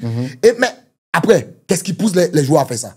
C'est parce que dès le départ, s'ils ont dit que ce match ne va pas se jouer pour des raisons peut-être que moi j'ignore, après, dès qu'il y a une situation comme ça, mais le malvenu, c'est qui? C'est l'arbitre. C'est l'arbitre. C'est ce qui s'est passé dans le match dans le match à Limbé. Après, on a une autre situation à Yaoundé. Oui, l'arbitre tête. Ouais, mais cette fois-ci, je pense que c'est plutôt le geste de l'arbitre qu'il fallait regretter. Et nous l'avons fait, nous avons regretté ce geste. Nous avons même pris des mesures contre l'arbitre qui n'a plus pris part à un match de championnat jusqu'à ce que le championnat s'est terminé. Il n'a plus pris part parce que nous avons regretté cet acte de l'arbitre. C'était instinctif, c'était peut-être un acte, mais il était mal placé. Mais ce que je vais dire, c'est que les joueurs ont toujours... Vous avez vu, lors de ce match, les joueurs, lorsqu'ils ont décidé d'arrêter le match, c'était les joueurs de Fauveau. C'était un jeu de... Non, c'était un jeu Ishocha. Si vous vous rappelez, lorsqu'ils décident d'arrêter le match, ils vont dehors prendre une pancarte. Un papier, une pancarte. Oui. Mais cette pancarte a été écrite à quel moment? Mais moi, je vais te dire, moi, j'ai particulièrement scruté ce geste. Ouais. Quand c'est d'abord, il faut déjà dire que c'est un fait de jeu où il y a 2 joueurs, un joueur de APGS et un joueur de Ishosa. Ouais. Il y a une faute sur le joueur de APGS. Ouais. L'arbitre donne coup franc contre Ishosa. Ouais. Et donc, le joueur, le numéro 10, qui a eu le carton rouge par après, reçoit, on appelle qu'il faut qu'il se couche au sol. Ouais. Il se couche au sol. Il demande à tes camarades de se coucher au sol. Après, ils se couchent tous au sol. Après, le numéro 10 se lève, il va vers le banc de touche. Celui qui écrit le message, c'est le coach. C'est le coach du Chosa qui écrit le message que c'est parce que nous n'avons dit pas de correction qu'on subit tout ça. Le joueur va chercher la pancarte, va chercher la pancarte et il revient, il montre au public. C'est à la suite de du fait qu'il a montré que l'arbitre lui donne un carton rouge. Que l'arbitre lui donne un carton rouge. Ouais. Et quand il sort, Ouais. quand il sort, on lui dit, va attaquer l'arbitre. Et c'est là qu'il revient. C'est là qu'il revient. Ouais.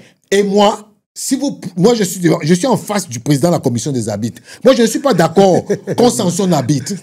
Parce que Stéphane, le joueur, le numéro 10 de Ishosa, allait regarder les vidéos. Ouais. J'ai même fait des screenshots et des screenshots. Il botte. Il a touché les testicules même. Non. Ouais. Il botte l'arbitre avec son pied. C'est à ce moment que l'arbitre réagit. Ouais, c'est ça. Donc, je ne suis pas d'accord qu'on ait sanctionné cet arbitre. Oui, parce que moi, j'ai véritablement... Moi, j'ai fait un live spécial pour scruter tout ça. J'ai même mes collègues de RSI peuvent vous dire. Ouais. J'ai eu une longue discussion avec eux pour leur dire que c'est le joueur de Ishosa qui a provoqué. Ouais. Ok, monsieur, mon frère Richard, moi, je peux vous comprendre. Mais sauf que vous savez, l'arbitre est un élément central dans les matchs. C'est le maître du jeu. Et c'est le maître du jeu. Et vous savez, nous, on ne veut pas qu'un arbitre se rende justice. D'accord. Il peut se défendre, d'accord, mais il ne doit pas se rendre justice. C'est compréhensible. À partir du moment où tu te fais attaquer et que tu as la possibilité de te retirer, nous souhaitons que tu te retires. D'accord. Mais pas que tu ailles en affront. Donc, c'est ce que nous avons donné comme conseil à l'arbitre, mais je peux vous garantir une chose. À la fin, nous avons discuté longuement avec l'arbitre. Tout ce que vous dites là, il nous l'a dit. On a discuté longuement avec lui. Mais ce que nous voulons que les arbitres intègrent, c'est qu'ils ne doivent pas être provocateurs. Ils ne doivent pas aller au corps à corps avec les joueurs. Pourquoi? Ils sont responsables premièrement de la sécurité des joueurs. C'est vrai. Donc, nous, on a même de la sécurité du jeu. Voilà, donc nous, on a pensé qu'à ce moment, il aurait pu se retirer. Mais je vais vous garantir, c'est pas parce qu'un arbitre est sanctionné qu'il va mourir. Non. C'est parfois une mesure préventive, une mesure provisoire. Pour le protéger aussi. Voilà. Donc, je pense que... Mais ne vous inquiétez pas, votre arbitre, il est là. Ne vous inquiétez pas. D'accord. Parce que justement, tout à l'heure, on m'a un peu sorti d'arbitrage, parce que j'ai dit que Stéphane Foucault-Kamga, il a un homme à multiples casquettes. Il ne faut pas le voir comme ça, parce que actuellement, là où il est là même, il arbore fièrement une tenue de Dauphine Academy. Sport Center. Voilà, Sport Center, justement. Dauphine Academy, Sport Center. Mais justement, comment se porte Dauphine Academy? Très bien. L'Académie se porte bien, ouais. Nous avons eu la chance quand même d'avoir quelques enfants qui ont trouvé des contrats professionnels il y a moins d'1 an. Et sur le plan de la formation, ça se passe bien. Nous jouons des tournois, les enfants se développent et ça va. Nous avons plus de 94 enfants qui sont à notre charge. Et donc, on a les U10, les U12, les U14, les U16, les U18. Comment ça se fait le recrutement là-bas? À Dauphine? Oui, à Dauphine. Comment on fait pour devenir... Pas des tests. Nous organisons les tests et il y aura les tests le 23 juillet, du côté de Douala, au génie militaire de Douala. D'accord. Donc, nous faisons les tests de recrutement pour les enfants de 12 à 15 ans. Et après, vous passez le test, ce sont des étapes, ça se fait en 3 jours. Ça se fait en 3 jours. Vous passez les tests et on vous garde. On vous garde. Mais Stéphane, dernièrement, il y a eu le joueur Yonjo. Oui, Yonjo, on l'a vu, on vous a vu au centre de Lille. Est-ce que c'est votre poulain? Poulain, comment? Que veut dire poulain d'abord? Poulain, ça veut dire est-ce qu'il est passé de la... Parce que c'est mon fils, Yonjo c'est mon fils. Ah bon? Oui, bien sûr, son papa c'est mon ami. Et le papa de Yonjo, le petit frère de Yonjo, il est académicien chez moi. Ah bon? Bien sûr. Le petit frère de Yonjo, il est académicien chez moi. Ah ouais, je sais. Ah ouais, je vous parlais de me voir l'accompagner lors de sa signature. Ah ok, d'accord, là je vous comprends. Et effectivement, comme je vous dis, le papa de Yonjo, c'est un ami à moi. Le petit frère de Yonjo, il est dans mon académie. Et je vais vous dire que Yonjo est le joint de la même boîte qui est partenaire avec mon académie. C'est-à-dire que la boîte qui gère mes joueurs, avec M. Patindier, c'est la même qui gère Yonjo. Donc tous les enfants qui appartiennent à mon partenaire, forcément ils m'appartiennent. Mais bien sûr. Donc, mais parce que beaucoup de personnes se sont posées la question. Carlos Balepa qui appartient à la... Je dis que cette boîte est partenaire à mon académie. Donc tous les gens qui sont dans la boîte sont mes partenaires. Carlos Balepa c'est mon fils. Yonjo Mata c'est mon fils. Et après je vais vous dire, les enfants de l'école football de Brasserie, ils font à Dauphine. C'est moi qui les scolarise. C'est moi qui... Quand c'est pas payé. Je veux dire, c'est moi qui suis l'éducateur. Oui. Il fait qu'à la Dauphine. Donc, tous ce sont mes enfants. Et après, je vais vous rappeler, Noubissi Stéphane, c'est un académicien Dauphine. Ah bon? Ah, mais il était à Lille. Donc, vous avez vu la photo avec Mata, mais vous n'avez pas vu la photo avec mon fils, Noubissi Stéphane. Bien sûr, il est pensionnaire à Lille. Donc, une petite visite là. Et après, moi, comme vous le savez, pour la vérité, c'est que c'est le, comment on appelle? L'agent de joueur, Patrick J, qui est le responsable de la boîte, qui a voulu que ça se fasse ainsi, simplement. Mais comme je vous ai dit, le père de Yonjo Mata, c'est un ami à moi, c'est le petit frère de Yonjo, il est académicien chez moi, Yonjo, c'est mon fils, donc moi, je vois aucun problème à ça. Et après, moi, je considère pas l'école de football des Brasseries comme un... Concurrent Peut-être concurrent sur le football, mais c'est pas un ennemi. Non. C'est un partenaire. Quand je vous dis que les enfants de l'école de football des Brasseries sont scolarisés à Dauphine, ça veut dire que nous sommes partenaires. Exactement. Et c'est pour ça que tous les tournois des Brasseries, nous sommes invités. Donc moi, je trouve pas de quoi ou je trouve pas de problème.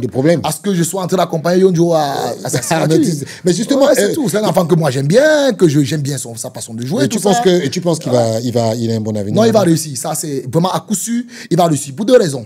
D'abord, trois raisons autant pour moi. La première, c'est qu'il a été bien formé à l'école de football des Brasseries du Cameroun. La deuxième, c'est que il est bien suivi. Quand je parle de bien suivi, c'est que l'agent qui est derrière lui, c'est quelqu'un qui fait ses preuves avec des joueurs de football. Et donc, moi, je pense que s'il garde le même processus de suivi pour cet enfant, il aura peut-être une très belle carrière. La troisième, c'est que Yonjo est extrêmement talentueux. Je vous dis, je peux vous donner une petite anecdote. En 2000, il y a de cela 5 ans, 4 ans, Yonjo avait 15 ans, 14 ans. Il jouait la finale du football jeune à Douala, stade annexe. Il avait claqué 2 buts ce jour. À la fin, quand je suis rentré le soir, j'ai envoyé un message au manager général des Brasseries, monsieur Nuno, et je lui ai dit, mais MG, mais tu as le futur Samuel Eto'o. Demande-lui, demande-lui, Babouti. Je lui ai dit, tu as le futur Samuel Eto'o. Ton petit, il est très bon. Et il a mis un petit riz sur WhatsApp, parce qu'il sait. Donc, c'est un petit qui est extrêmement talentueux. Il a un sens inné du but. Moi, j'ai jamais vu ça de toutes les dernières générations que moi j'ai vu de jeunes au Cameroun. Ça fait 11 ans aujourd'hui que je vois les jeunes, mais j'ai pas encore vu ça. Donc, moi, je suis convaincu que l'environnement dans lequel il est, sur le plan familial, c'est cool avec son papa, avec sa maman, ainsi de suite. Sur le plan de l'agent qui le suit, c'est quelqu'un qui suit bien les enfants, qui s'occupe bien d'eux, et qui est un peu strict. Et sur le plan de la formation qu'il a reçue au Cameroun, vous savez bien que l'école football des Brasseries du Cameroun, ils forment bien. Et bien sûr, c'est pour ça ils sont les joueurs tout le temps. Exact. Et donc après, Lille, c'est aussi un club qui développe facilement les talents. Donc moi, je me dis que toutes ces conditions réunies, c'est un futur talent. C'est un futur talent. Ouais, c'est un futur talent. Moi, je pense qu'il va réussir par la grâce de Dieu. Mais justement, on a aussi vu, on va un peu parler de ça parce qu'on est dans le sens dans les académies. On a bien vu qu'il y a aussi Kofan qui est parti de Albacete. Il est parti de AS Nilon pour Albacete et aujourd'hui, il est au Cases Lautern, je crois. Pardon. Pourquoi aujourd'hui, c'est rare de voir qu'il y a des académiciens qui quittent directement des écoles pour venir jouer dans des championnats professionnels. À quoi est dû cette... Vous savez, mon frère Richard, les Camerounais grincent les dents, bavardent, critiquent la fédération, mais on ne peut juger une fédération que sur les statistiques. D'accord. Pourquoi est-ce qu'aujourd'hui, depuis 4 ans, les académies au Cameroun, tous les jours, sortent les jeunes? Mais pourquoi? Parce que vous parlez de Yonjo Mata. Vous parlez de Kofan aujourd'hui, mais Noubissi est sorti, Mabonki Etienne est sorti, avant lui, Nagida est sorti. Il y a plein de jeunes qui depuis 4 ans, il y a plein de jeunes qui depuis 4 ans font des beaux jours dans les clubs, du moins si des contrats professionnels en Europe. Mais ça ne se faisait pas il y a quelques temps avant. Ça ne se faisait pas. Ça veut dire qu'il y a quelque chose, il y a un déclencheur qui s'est fait au niveau de la jeunesse footballistique au Cameroun. Et donc, qui impulse ça? Si ce n'est la fédération. Donc, on ne mettra ça qu'à l'actif de la fédération et peut-être du président qui est venu avec un nouveau projet, une nouvelle façon de penser. Parlant de Kofan, c'est pareil que pour Yonjo. J'ai suivi une émission où on parlait de Pléa. Mais moi, je sais que cet enfant, je l'ai vu jouer à AS Nilon, je l'ai vu marquer des buts. Il a été meilleur buteur du championnat départemental à Douala. Et après ça, vous avez vu ce qu'il a fait à Albacete en deuxième division en Liga 2. Donc moi, je pense qu'il est sur la bonne voie. Bahem Leverkusen, c'est un club aussi qui a la tendance à former les jeunes peut-être pour les replacer. Et à partir de ce moment, ça lui donne le temps de jeu, le temps de se développer. Et moi, je pense qu'il va marquer ce gars. Lui, il est peut-être pas le même style que Yonjo, mais ils ont une particularité les deux, c'est qu'ils marquent des buts. Après les attaquants, tu marques des buts, ça te paye cash. Mais donc ça veut dire qu'en fait, aujourd'hui, on est en train de voir, parce que aujourd'hui, le président de la Fédération camerounaise de football avait dit un jour que pour lui, il croit qu'il compte beaucoup sur les U17 et les U20. Est-ce que pour aujourd'hui, on n'est pas en train d'assister à la meilleure génération des U20, U17 que le Cameroun n'ait jamais eu? Ah, voilà. Donc, c'est ça aussi le problème. Est-ce que la meilleure génération des U20 ou des U17, c'est parce qu'on a gagné les trophées avec elle, ou c'est parce que demain, on prépare une équipe constante pour gagner sur le long terme des titres? Moi, à mon avis, ce que moi je pense, c'est que, je vous ai dit tout à l'heure que le président, il voit un peu très loin. Lui se projette toujours dans 7, 8, 9, 10 ans. Qu'est-ce qui va se passer? Parfois, vous avez des équipes qui gagnent des compétitions. Mais moi, j'ai vu l'équipe des U17 qui a gagné la Coupe d'Afrique des Nations. Oui, en Tanzanie. Oui, Thomas Libi. Oui. Voilà. Moi, j'avais un joueur là. Avec Steven Voué. Steve Voué. Mais allez dans cette génération et vous me dites qui est visible sur le plancher 5 ans plus tard? Personne. Mais personne. Je dis personne. Et donc, par contre, vous voyez l'équipe des U20 qu'on a eu tout récemment. Oui. Vous allez vous rendre compte que, d'abord, ça commence d'abord à la francophonie. Oui. Pratiquement 50% de ces enfants ont trouvé des gros contrats professionnels dehors. Je prends la dernière équipe des U20. Si vous prenez la défense centrale du Côte d'Ivoire, il avait, je crois... oui, Ivan Kemwe. Ivan Kemwe. Oui. Il avait Hamza, Alas, qui est aujourd'hui l'un des meilleurs défenseurs du championnat camerounais, qui joue à Colombe du Sud. Et il y a Noubissi, qui a signé à Lille. Oui. Au milieu de terrain, il y a Mabonki, qui a signé à Valenciennes. Il y a Atu Avom. Il y a Atu Avom, qui est capitaine d'Angers de Lorient. Moi, c'est ce que j'ai vu. Oui. Capitaine de Lorient dans les matchs de préparation. Oui. Il y a Yonjo qui vient de signer à Lille. Il y a Aruna qui a signé à Angers. Il y a Nadida. Il y a Nadida qui a signé à Rennes. Donc, je vous dis que sur les 11 entrants d'Ivan Kemwe, nous avons pratiquement 7 joueurs qui ont reçu des gros contrats professionnels aujourd'hui en Europe. Mais après, ça ne gagne pas. Ça ne s'est pas qualifié. Oui, ça, c'est une chose. Mais l'autre chose, c'est que le futur se prépare. Parce qu'ils acquièrent de l'expérience. Et demain, tenez-vous tranquille, l'équipe nationale du Cameroun, ce sera quelque chose de formidable et de fort. Et peut-être c'est ça que les gens ne voient pas. Aujourd'hui, on peut être dans un processus, mais par la suite, je pense que les choses vont aller mieux. Et je crois que c'est le même travail qui est fait avec les 17 ans, avec l'équipe de Sédou, qui travaille magnifiquement bien, bon style de jeu et tout ça, ça nous plaît. Mais justement, on tire un peu déjà vers la fin de ce petit talk. Mais pour vous, question cash, souhaitez-vous que Samuel Eto'o se représente pour... Parce qu'on est là, hein, bientôt décembre. Hein. Est-ce que vous souhaitez que Samuel Eto'o se représente comme président de la Fédération camerounaise? Oui, bien sûr. Il doit se représenter et cela pour plusieurs raisons. Mais je vais vous donner déjà la première. Il est difficile d'implémenter des choses avec la vitesse que vous voulez dans ces conditions. C'est-à-dire que depuis 4 ans, vous êtes combattu et vous êtes combattu. Oui. Vous voulez commencer un projet, c'est 2009. Vous voulez entamer un autre, c'est la procédure à la CAF. Vous voulez entamer un autre, c'est les matchs amicaux. Vous voulez, chaque fois que vous voulez, vous levez pour entamer des... Comment est-ce que vous pouvez suivre efficacement des projets si au même moment, vous devez être en train de vous défendre? C'est pas possible. Mais comment? Mais donc, moi, je trouve que la fondation a été plantée dans les activités de l'Africa Foot. Oui. Et la seule chose que je me dis, c'est qu'effectivement, dans ce deuxième mandat, il y a beaucoup de choses qui vont se faire. Tout à l'heure, vous parlez des équipes nationales. Et c'est ce que j'étais en train de vous dire. Les gens ont sorti des statistiques pour démontrer que les équipes nationales jeunes ne gagnent pas. Mais oui, mais peut-être parce qu'il y a une reconstruction au niveau des équipes nationales jeunes. Exactement. Il y a des choses nouvelles. Le président de la fédération aujourd'hui vous a parlé de l'âge. Il a insisté, il a persisté pour que le problème de l'âge soit résolu au Cameroun.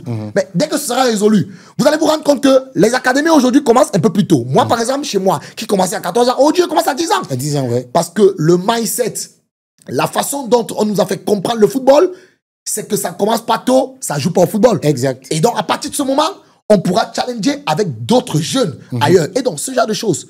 ça ne réussit pas du jour au lendemain. Non, non, non, non. Et c'est pareil dans l'arbitrage. Moi qui suis en charge de l'arbitrage, c'est pareil.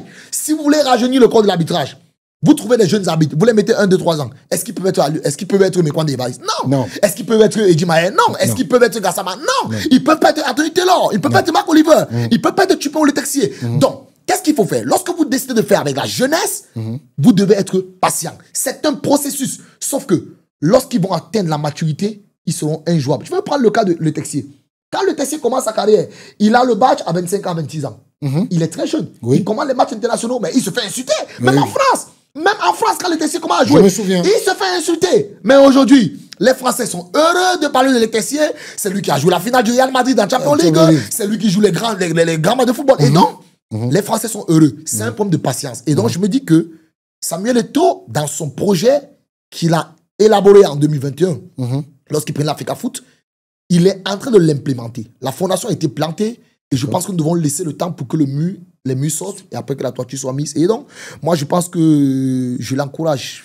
Dieu confirme à déposer sa candidature. On va terminer par le domaine qui te concerne, hein, l'arbitrage. Ouais. Pour toi aujourd'hui, quel est le profil que tu souhaites avoir comme arbitre dans les prochaines années? Vous savez, dans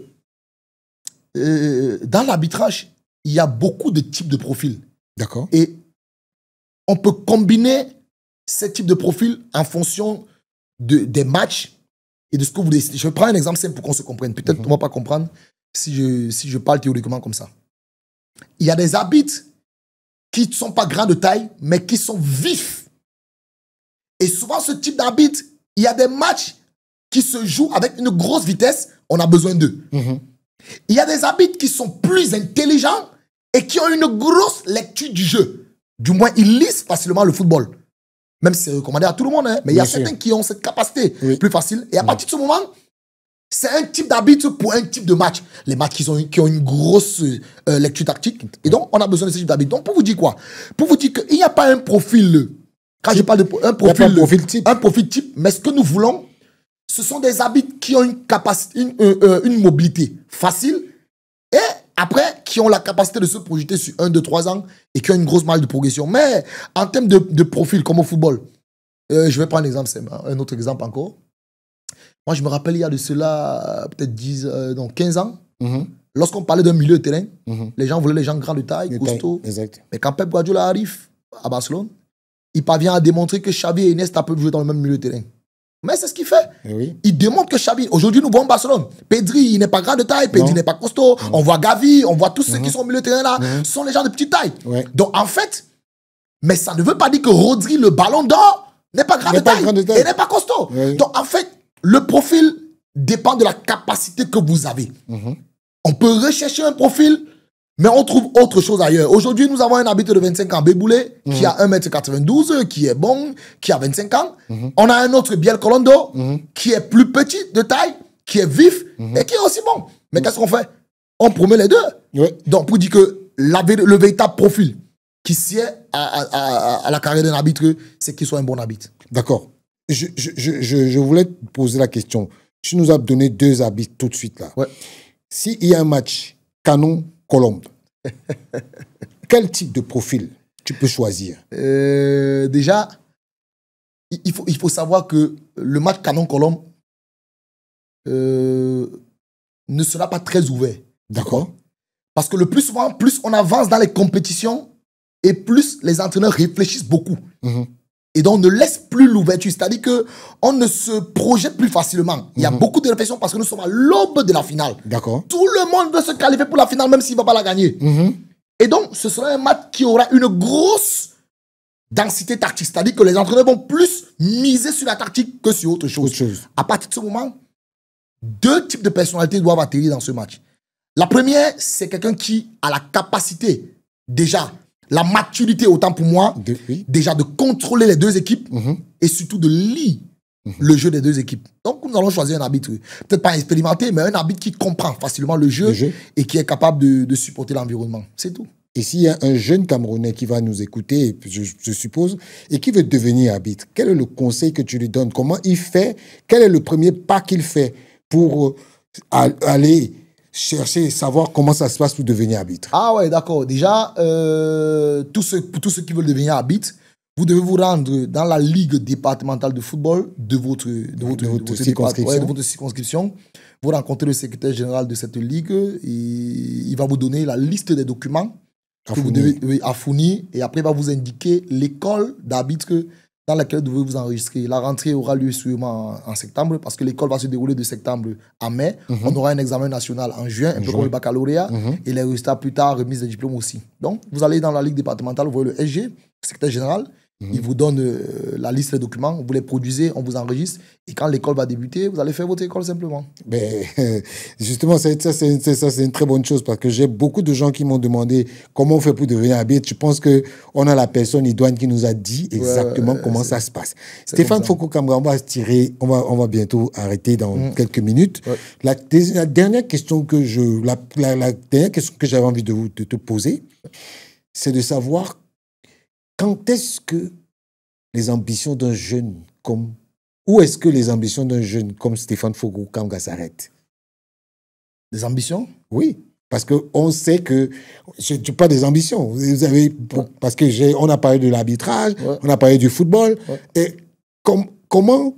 Quand est-ce que où est-ce que vos ambitions vont s'arrêter? Non, les ambitions d'un jeune comme nous, comme moi, ne s'arrêtent que lorsque nos ambitions évoluent en fonction du temps. Non, déjà en fonction du temps, mais surtout en fonction des capacités que nous avons. Si aujourd'hui je suis capable de diriger la commission centrale des arbitres, je reste ambitieux pour cette commission pour le développement de l'arbitrage au Cameroun. Et donc chaque fois que j'ai la capacité d'aider le football, je me rends ambitieux, c'est tout. C'est tout. Donc, ben, je ne suis pas ambitieux comme j'ai vu beaucoup de personnes aller dans les télévisions dire que moi, je vais être président de la Fédération camerounaise de football. Mais alors que tu n'as aucune vision du football camerounais, tu n'as même pas la vision de ta propre maison où tu es, mais tu veux être président de la Fédération camerounaise de football comment? Donc, moi, je ne peux pas ambitionner des choses que je n'ai pas pensées au préalable. Donc, mon ambition grandit avec le temps, mais surtout grandit avec les capacités que moi j'ai. Si je peux faire quelque chose, naturellement, je vais l'ambitionner. C'est tout. Et même dans le football, moi, j'ai l'habitude de le faire.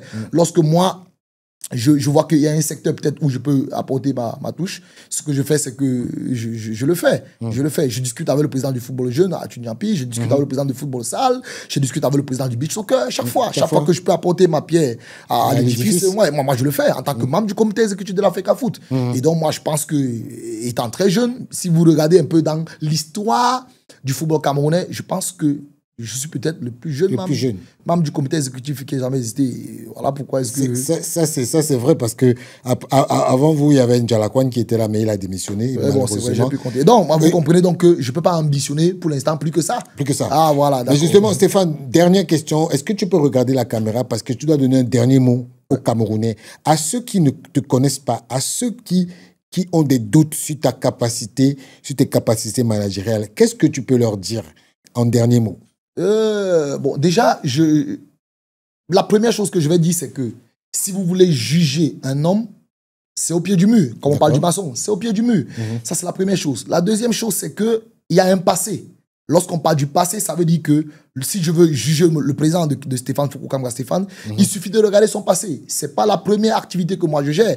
J'ai été déjà président de fédération. Donc, ça veut dire que j'ai un passé qui est derrière moi. J'ai déjà été responsable d'entreprise, donc j'ai un passé qui est derrière moi. J'ai été responsable de club, président de club, j'ai un passé qui est derrière moi. Donc, la simple façon de commencer à avoir une idée sur Stéphane Foko Kamara Stéphane, c'est de chercher ce qu'il fait ou ce qu'il a fait et de voir si cette chose ont marché ou sont en train de marcher. Je suis président de l'Académie Dauphine aujourd'hui, promoteur de l'Académie Dauphine. Bon, si l'Académie marche, ça veut dire que j'ai quand même un minimum de capacité managériale. Maintenant, au niveau de l'arbitrage, ce que moi je voudrais seulement dire, c'est que vous ne pouvez pas vous braquer et estimer que vous allez comprendre ce qui est en train d'être fait.